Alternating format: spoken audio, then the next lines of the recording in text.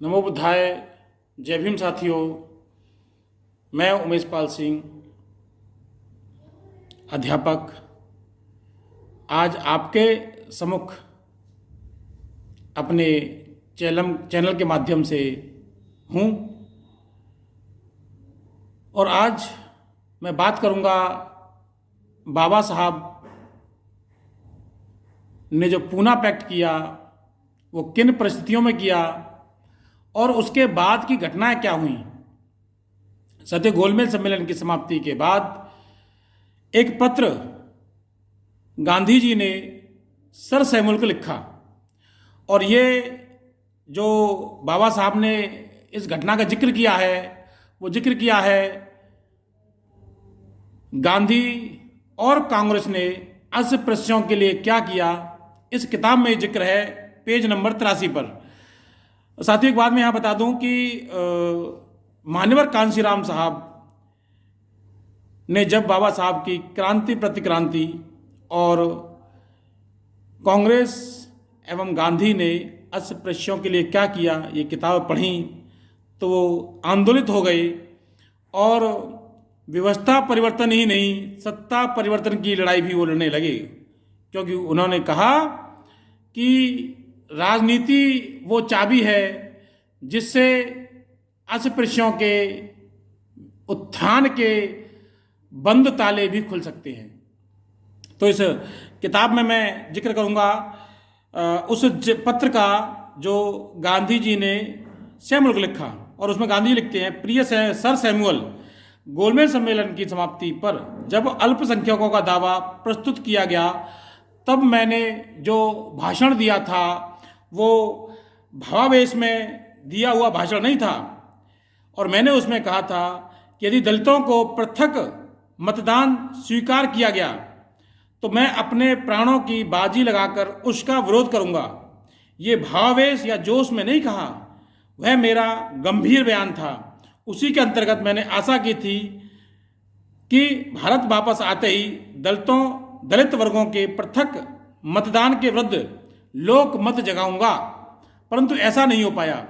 समाचार पत्रों मुझे पढ़ने की अनुमति नहीं मिली। मैं देखता हूं कि किसी भी समय सरकार की ओर से फैसले की घोषणा की जा सकती है, मतलब दलितों के लिए पृथक निर्वाचन के फैसले की घोषणा की जा सकती है और उसके विरोध में उन्होंने कहा कि मैं इसका विरोध अपने प्राणों की बाजी लगाकर भी करूंगा। दलितों के हक का विरोध मैं अपने प्राणों की बाजी लगाकर भी करूंगा।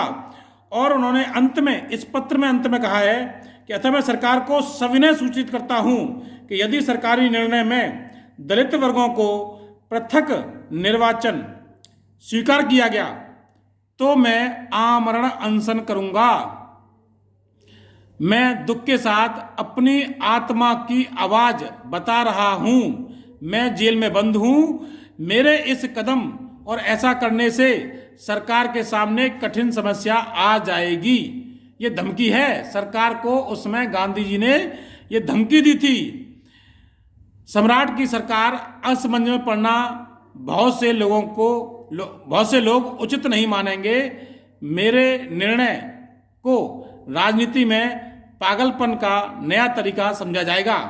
इसका औचित्य यह है कि यह कोई चाल नहीं बल्कि मेरे जीवन की एक पहेली है, मेरे आत्मा की पुकार है जिसकी मैं अवहेलना नहीं कर सकता। यानी गांधी जी की जो आत्मा की आवाज है वो दलितों के हकों का विरोध करना था। उसमें गांधी जी ने कहा कि मेरे लिए दलित वर्गों का प्रश्न विशेष रूप से नैतिक और धार्मिक है। इसका राजनीतिक पहलू भी यद्यपि महत्वपूर्ण है तो वह नैतिक तथा धार्मिक पक्ष के सामने फीका पड़ जाता है। वो ये कह रहे हैं कि मैं नैतिक और धार्मिक अधिकार दिलाने की बात करता हूं उनको, लेकिन राजनीतिक अधिकार दिलाने की बात मैं नहीं करता। न मेरी आत्मा चाहती है कि दलितों को राजनीतिक अधिकार मिले। साथियों मैं ये जो है बाबा साहब की किताब गांधी एवं कांग्रेस ने अछूतों के लिए क्या किया उसमें से पढ़ रहा हूं, आप देख सकते हो। और इस के बाद सर सैमुअल ने अपना जो है पत्र लिखा और वो लिखा 13 अप्रैल 1932 को। 13 अप्रैल 1932 को सैमुअल जी ने अपना पत्र लिखा, उसका जवाब दिया, गांधी जी के पत्र का जवाब दिया और उन्होंने कहा कि आज आपके 11 मार्च 1932 पत्र के उत्तर में मैं लिख रहा हूं कि दलित वर्गों के पृथक निर्वाचन के प्रश्न पर आपके मनोभावों को मैं पूरी तरह समझ गया। मैं केवल इतना कह सकता हूं कि हम किसी प्रश्न के गुण व अवगुण को देखकर ही निर्णय देना चाहते हैं। जैसा कि आपको ज्ञात है, लोथियन समिति अपनी रिपोर्ट देने के लिए अभी दौरा कर रही है। मतलब ये रिपोर्ट जो है लोथियन समिति देगी और वो दौरा कर रही है, और वो दौरा करने के बाद जब अपनी रिपोर्ट सौंपेगी, इसके बाद ही हम किसी निर्णय पर पहुंचेंगे और तभी निर्णय होगा कि दलित वर्गों को पृथक निर्वाचन दिया जाए या ना दिया जाए। साथियों, उसका जवाब उन्होंने दे दिया और जब लोथियन समिति ने अपनी रिपोर्ट सौंप दी तो 17 अगस्त 1932 को साथियों दलित वर्गों के हितों को ध्यान में रखते हुए अंग्रेजी सरकार ने सांप्रदायिक जो पंचांग था, वो कम्युनल अवार्ड जिसे कहा गया, वो घोषित कर दिया। और कम्युनल अवार्ड इसलिए दलितों को मिला क्योंकि दलितों को न तो हिंदू समझा गया और न मुस्लिम समझा गया। वहां पर धर्मों के हिसाब से अधिकार मिल रहे थे। मुस्लिम लोग अपना अधिकार मांग रहे थे और बाबा साहब अपना अधिकार मांग रहे थे। बाबा साहब ने स्पष्ट रूप से ये कहा कि हिंदू हमें अपना मानते नहीं हैं और मुस्लिम अपने में इसलिए हमको शामिल नहीं करते कि उनका एक और उनके हकों का एक और प्रतिनिधि शामिल हो जाएगा। तो हिंदुओं द्वारा सताए गए और मुसलमानों द्वारा उपेक्षित ये वर्ग आज अपने हकों की मांग आपसे कर रहा है। ये बात बाबा साहब ने जब रखी तब 17 अगस्त 1932 को साथियों हमको कम्युनल अवार्ड मिला। यानी मैं ये कहूं कि 17 अगस्त 1932 हमारी आज़ादी का दिन था, हमारा स्वतंत्रता दिवस था। 17 अगस्त 1932 को देश आज़ाद हुआ। कब देश आज़ाद हुआ? आपका 15 अगस्त 1947 को। लेकिन बाबा साहब ने हमें आज़ाद करा लिया कब? 17 अगस्त 1932 को। लेकिन गांधी जी ने पत्र के माध्यम से अपना विरोध जारी रखा। जब उन्होंने देखा कि कम्युनल अवार्ड दलित वर्गों को मिल गया है तो उन्होंने ब्रिटिश प्रधानमंत्री महोदय पर दबाव डाला कि इसको वापस लिया जाए। तो ब्रिटिश प्रधानमंत्री महोदय ने कहा कि इसको वापस लेने का अधिकार अब मेरे पास या सरकार के पास नहीं है, क्योंकि अब ये जो है हमारे हाथ से कमान तीर निकल चुका है। अब अगर इसे कोई वापस ले सकता है तो वो सिर्फ और सिर्फ डॉक्टर अंबेडकर है और कोई इसको वापस नहीं ले सकता। तब साथियों गांधी जी जो है बैठ गए कायम अनशन पर, क्योंकि वो पूना की यरवदा जेल में थे और वहीं पर अनशन पर बैठ गए। और अनशन पर बैठकर उन्होंने बाबा साहब के ऊपर ये दबाव बनाया कि आप इसको वापस करें। किसको? पृथक निर्वाचन जो उनके गले की हड्डी बन रहा था उसको वापस करें।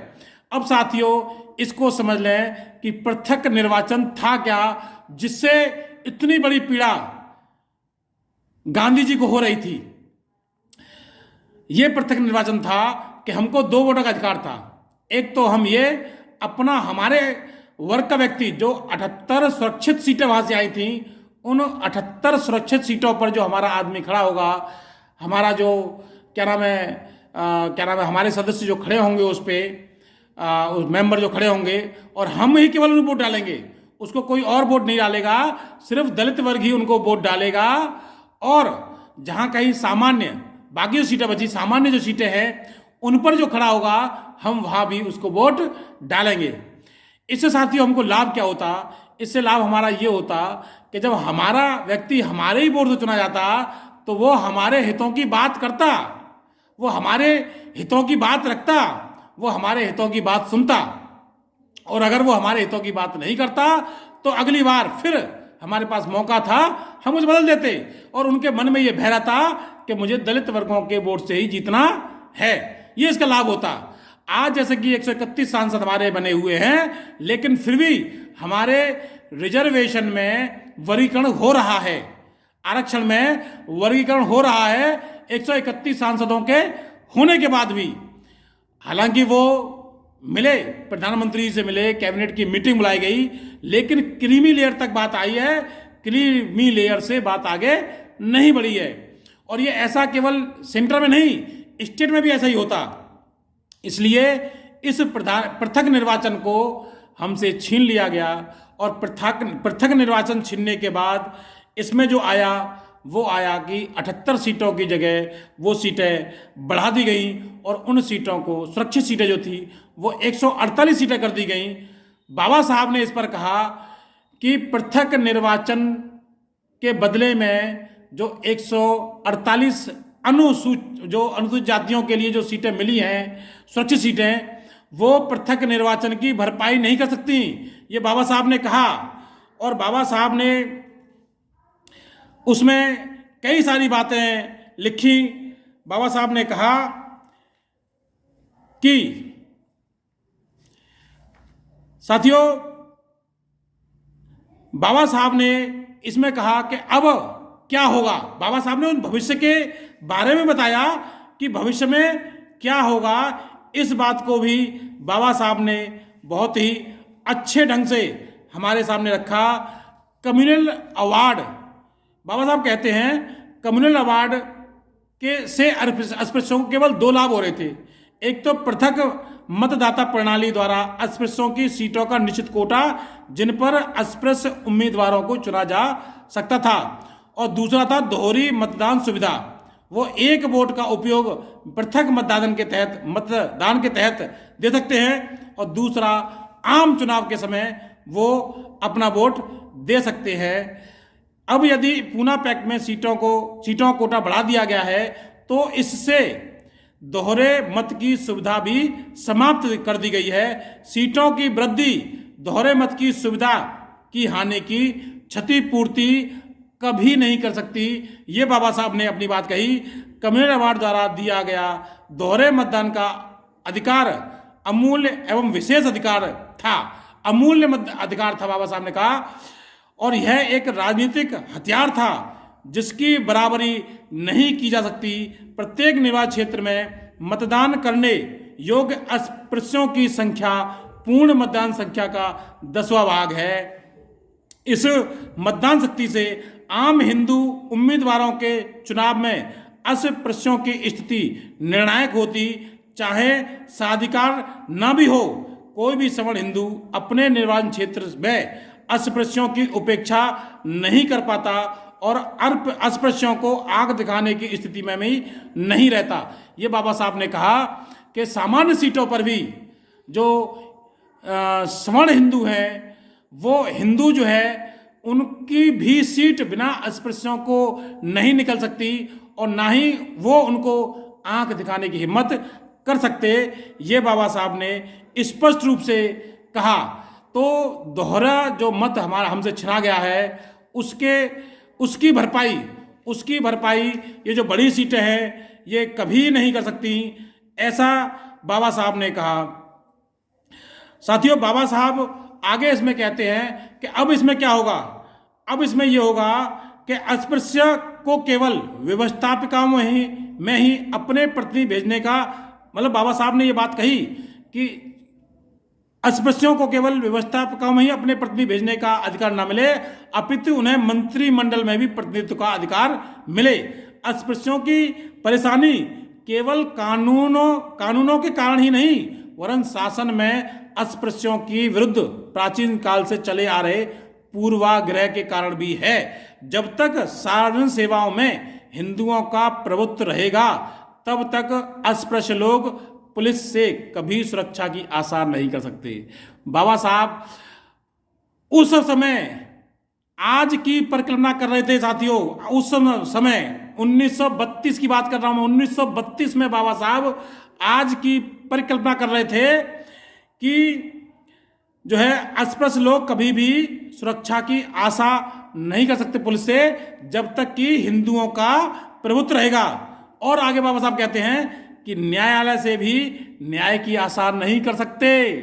जो 1 अगस्त 2024 को आदेश आया माननीय सुप्रीम कोर्ट का, इसका अंदेशा बाबा साहब ने 1932 में कह दिया था कि आप न्यायपालिका से भी न्याय की आशा नहीं कर सकते। वे प्रशासन से कुछ भी नहीं पा सकते, कुछ भी नहीं पा सकते हम लोग प्रशासन से, ये बाबा साहब ने उस समय कह दिया था। तो जो आदेश आया है 1 अगस्त को, वो बाबा साहब को पहले से पता था, बाबा साहब को पहले से पता था। और वो इस किताब गांधी एवं कांग्रेस ने अस्पृश्यों के लिए क्या किया, इसमें बाबा साहब स्पष्ट रूप से, मैं इसी किताब को पढ़ रहा हूं साथियों, देख सकते हो आप लोग, इसी किताब में से मैं कह रहा हूं, बाबा साहब ने कहा न्यायपालिका से न्याय की उम्मीद नहीं कर सकते। और वही हमें हुआ है, वही हुआ है आज। सार्वजनिक सेवाओं में क्रूरता से सार्वजनिक सेवाओं में क्रूरता से अस्पृश्य को तभी मुक्ति मिल सकती है जब वो कार्यकारी पदों पर अस्पृश्यों की नियुक्ति की जाए, कार्यकारी पदों पर। लेकिन आज तो कार्यकारी पदों पर है ही नहीं है। आजकल तो अब तो जो है किससे आ रहे हैं, लेटरल एंट्री से जो है आईएएस बने जा रहे हैं। तो हम कहां से कार्यकारी पदों पर आ जाएंगे साथियों, उन्हें तो मौका उनसे छीन लिया गया है। लेटरल एंट्री जब आईएएस मिलेंगे तो कैसे काम चलेगा। तो ये जो न्यायालय में हमारे लोग हैं नहीं, है ना, लेटरल एंट्री से वो आईएएस बनाएंगे। सचिवालय में हमारे लोग हैं नहीं, है, यूनिवर्सिटी के सचिव हमारे लोग हैं नहीं, यूनिवर्सिटियों में है नहीं हमारे प्रोफेसर, कमी हमारे। तो जो मेन पद हैं, जो प्रमुख पद हैं, उन पर जो है हिंदुओं का कब्जा है। ये बाबा साहब ने उस समय कहा।